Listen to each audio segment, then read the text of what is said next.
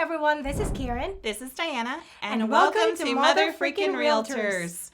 So today we're going to be talking about the housing report and also the advantages of selling your home during this summer. Also, Father's Day is right around the corner, so we're going to talk about that as well.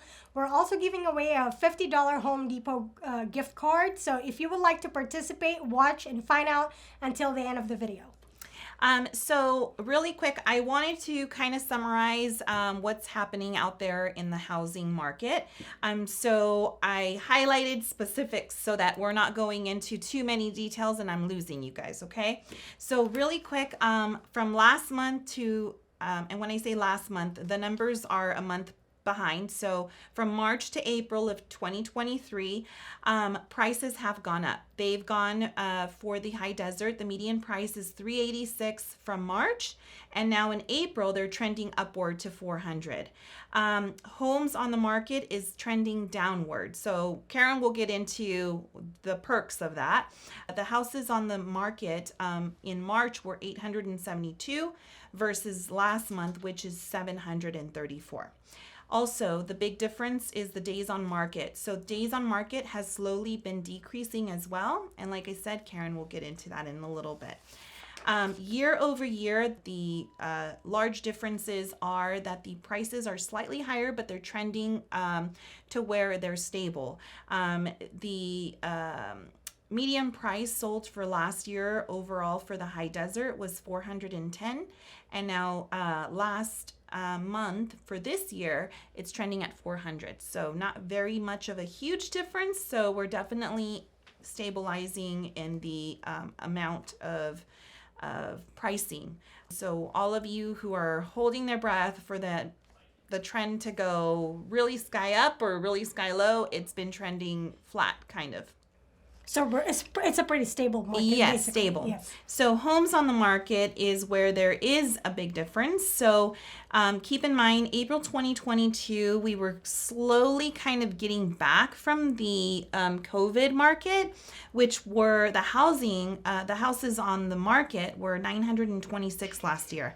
Now we're at 734. So we're definitely trending downward towards like the market we had back in COVID, but only for the homes on the market. Not everything is going back the same. Also, the average of days on market, it is trending upward. So therefore, that's something that we can get into as far as why that's a good thing for home buyers. Okay, so before it used to be 24 days on the market year over year, and now it's at 47 days on the market. Okay, so if you're thinking about moving, definitely know that it's taking a little bit longer.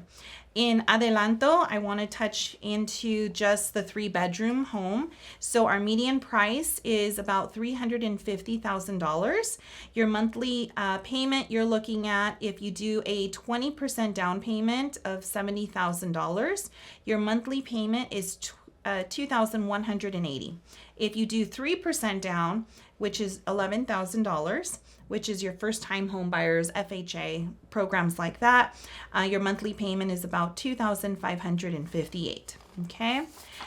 In Apple Valley, the median price is $440,000. Your monthly payment is about $2,740 with the 20% down, and $3,215 with a 3% down.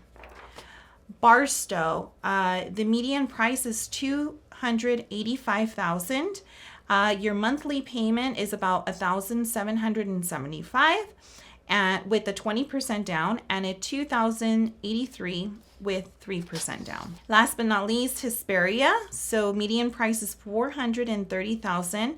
Your monthly payment is about $2,676 with a down payment of 20% and $3,139 a month for a 3% down. Okay, so if you're interested in receiving stats like this, definitely email Karen and I, and we can definitely get it out to you specific to your area. And we call that a market analysis report. And basically, it'll give you details as to what's going on in your area so that you know what's affordable, or if you're looking to sell, what is definitely, the price ranges around your area. In San Bernardino County, I just want to hit as a whole, our median price is $475,000. And between March 2021 to March 2023, the trend for pricing has been very stable. It has not gone super high and it hasn't gone super low. It's around that 400 range. So it doesn't really deter from there. And the median time in a whole is about 29 days. So that's your market report info that I wanted to share with you. And again, any of these numbers that interest you, just let us know and we'll definitely get those numbers out to you. Yes, and I think part of that too, if you notice, we have less homes on the market. I think now buyers have come to realize that, you know, the interest rate of 6 to 7%, this is the norm. Yes. A few months ago, people, you know, buyers don't want to buy, and buyers have become very, very picky. Like if you notice, like if you see a property, it takes about 2 or 3 cancellations before it actually sells. But I think now they've come to realize that you can't be picky. Yes, and those 2 and 3%, those are the unicorn days. You know, that percentage is gone, and I'm not sure if we'll ever see that percentage again, that interest rate again. So, and you know, not unless another virus hits. Knock on wood. Yes. So I think now everybody's come to realize, okay, well, either we keep renting or we have to own and build equity in our own house. So I think that's why, you know, we have less houses now on the market, and you know, we're getting a lot of buyer activity, which is great. I know based on what I have, I know that sellers are still willing to give credit, which is great especially for first-time home buyers. And let's talk about that because, you know, we're in summer. Yes. You know, school is almost over. Yay, let's talk about time. Yeah, so you get to spend more time with your kids, you know, do some trips and all that. But let's talk about, you know, if you are thinking of selling your home during summer, so what are the benefits basically? So, you know, spring and summer, that's the busiest time for real estate, you know, and one of the advantages that you have if you're thinking of selling it during summer is that most of the inventory around springtime, they've already sold. So meaning you have less competition, but keep in mind too that just like the rest of the sellers, they know that this is a busy market for real estate, so they also want to take advantage of that market. So really spring and summer is pretty busy for you know, for buyers and sellers. And then during summer too, we have longer hours, you know, where we have more daytime. So, you know, typically, you know, let's say around 5 o'clock showing's over. Around summertime, you might get showing requests, you know, 6, 7, 8 o'clock at night. And for buyers, you know, they have more flexibility basically because their kids are not in school, so they don't have to work around that schedule just to look at properties. And then, you know, I think a property shows best around spring or summer just because everything is in bloom. Yes. And keep in mind too, if you're a seller, you always have to make sure that your house is show ready. Doesn't matter what market it is. Just because it's spring or summer doesn't mean that you can show it as is, you know, with a dirty floor or with litter, or you know what I mean? If you have pets, I mean, you still have to make sure that house is show ready to make sure that it will sell quicker. If there's any upgrades that you can do on your own, you know, that doesn't cost a lot of money, let's say landscape, you know, we had a really crazy winter season where it was just raining nonstop. So anywhere you look in the high desert, you see nothing but weeds, right? So if you're thinking of, you know, putting your home on the market, make an effort to at least make sure that your front yard looks appealing because, you know, landscape and, you know, curb appeal is really, really important to a buyer. And you always have to think, you know, you're competing with the next listing, you know, and if they have a better front yard, even if it's just weedless. Exactly. I mean, it's a huge, you know, sometimes, you know, a person, as soon as they drive up, you know, they just want to make sure that the house looks beautiful, you know, on the outside. And it could be the smallest little things that maybe your other competitor, you know, has. So as a person who's selling their home, you definitely want yours to stand out. Yes, and you know, when you're putting the home the best way possible, you are actually telling this buyer that I'm really motivated to sell. You know, I really want to sell this house. Of course, pricing has come into play. Regardless of whatever market we have, we always have to consider the pricing. Yeah. And when I talk with sellers and they say, let's list high. And, if you don't get any activity, it will reduce the price. That always comes back to bite them in the butt later on. Yeah. Because then by that time, the buyer activity has died down. The first 2 weeks of when you put a property on the market, that's where it gets the most activity. So you want to make sure that everything is just perfect, and that, as a seller, you did your best to make sure that the house will sell as quickly as possible. Right. And you want to reduce the amount of time your home is on the market. So pricing is super important. Appeal to the eye is super important. If you have those two things going for you, where you're setting a good price and the appeal to the house is, where people are going to want it, then you're going to be less days on the market. So, yes. Having said that, if you have a real estate agent and your pricing is not there, you want to reconsider the pricing after 2 weeks or even less if you haven't seen anything in a week, just to try to push that, home to get sold as soon as possible. Okay. And so those are our little pointers for summer. If you're thinking of selling this summer, you just want to know what your house is worth, or if you have any real estate questions, me and Diana are always available. You can send us a DM, you can send us an email, or just send a reply to our podcast, and we'd be more than happy to help you. Definitely. So Father's Day is coming up, and it's the third Sunday of the month. It's been almost 50 years since President Nixon declared this holiday to recognize and honor the role of fathers in society. Okay, quick question about that, since we're celebrating. I wanted to prepare a roast for my husband, but I almost wanted to roast him, but I just ran out of time. So, quick question for you. How long have you guys been married? Oh, we've been married for almost 14 years. Okay, 14 years. Okay, and together 14 years too, or a little bit more, but yeah. Okay, so now that you guys have been together for a while, what makes your husband stand out as a father? Well, I think as a mom and a dad, you go through trials and tribulations and all that. And I want to say that we've come a long way. But him, I think as a father, we have girls. So, the role he plays is super important, because you want to have a really strong father figure where the girls feel safe. And so I can honestly say that my kids have the perfect fear. What I mean by that is they have the respect and they have that fear for my husband. They want to always be the best for him. Okay. So the reason why is because I feel like when there comes a time where communication needs to be had with my kids, whether it's good or bad, he does have that communication with them.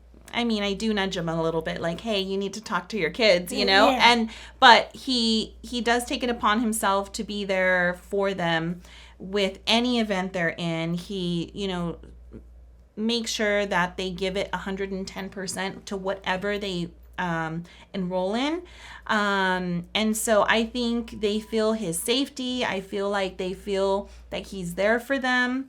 If I'm not there, they know that they have a dad who is willing to, take them places or entertain them or, do things that they can't do with mom because, I don't want them to get dirty or whatever. And he just doesn't care. Not that he doesn't care that they're dirty, but, he just lets them be. So a lot of times, we don't appreciate the dad as much as a mom because, we're always better than they are. Yes. But I applaud my husband because he does do a wonderful job with the girls. And I think as we got older, we got better, both as parents. So he's come a long way, and I think he's an awesome dad. And, now, we have a baby, as you know, and he helps a lot with her. And so it's been really, really refreshing. As the years gone by, like I said, we've both gotten better, not just him. And so I think the kids are really safe and secure and feel loved, which is the most important thing. I think you're absolutely right about that when you say that we don't really give them that much credit. You know what I mean? Because like what you said, we feel like we're always better. I mean, we are, but I'm just kidding.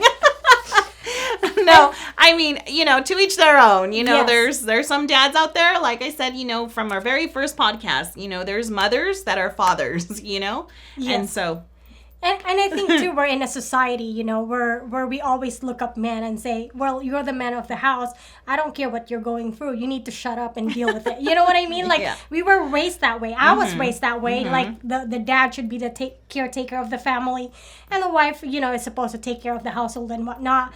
But anyway, regarding my husband too, my husband, I call him my Eeyore, my wet blanket, because he always looks about, oh my God, the world is falling apart. But one thing that I could say about my husband, if push comes to shove, he will always be there. Yeah. So, whether it's a family member who needs help, he always throw this little sarcasm here and there.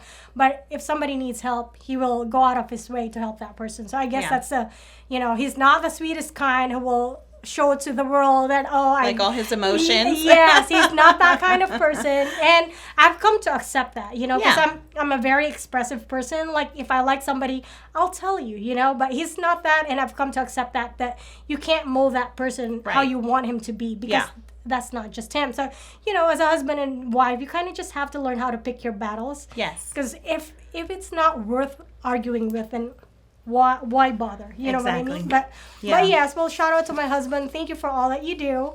I know, work hasn't always been easy, but you're doing your best to provide to our family, and I really appreciate that a lot. So thank you. Yeah, same here. Shout out to all dads, not just my husband. Yes. You guys are our rock. You know what I mean?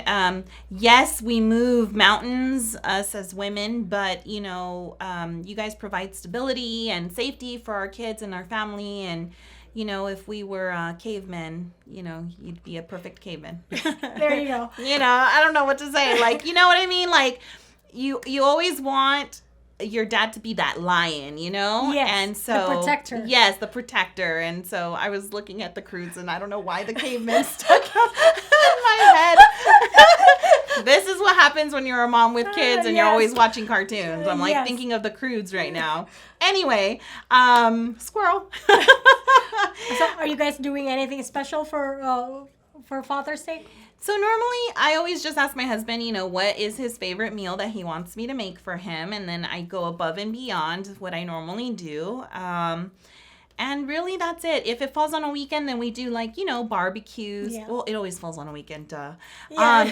So typically Saturday we do the barbecues with the dads. And then Sunday I normally do a special meal for my husband. Okay. Yeah. Right. What about you? Yeah, probably the same thing, nothing too crazy. I don't want to ask my husband, because I know if I ask him, he's going to tell me, I want this $5,000 tool. So that's not happening anytime soon, buddy. So I hate to disappoint you. I know. I've been needing to buy my husband a new grill, and I haven't. Maybe this year, honey. We'll see. Yeah, who knows? That might surprise you. Yep. I do want to go over the giveaway that we're going to be doing for the dads. So really quick, we will be posting regarding this podcast. We're going to give you guys about a month to try to submit your entries.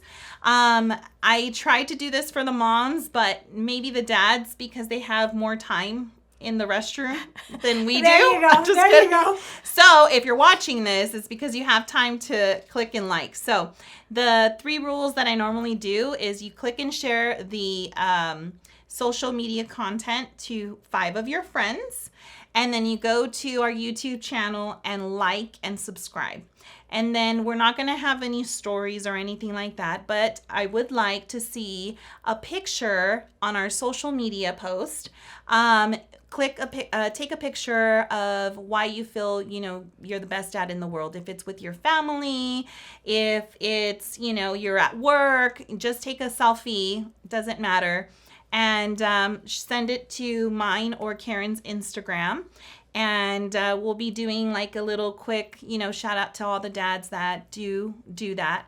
So again, share with 5 friends.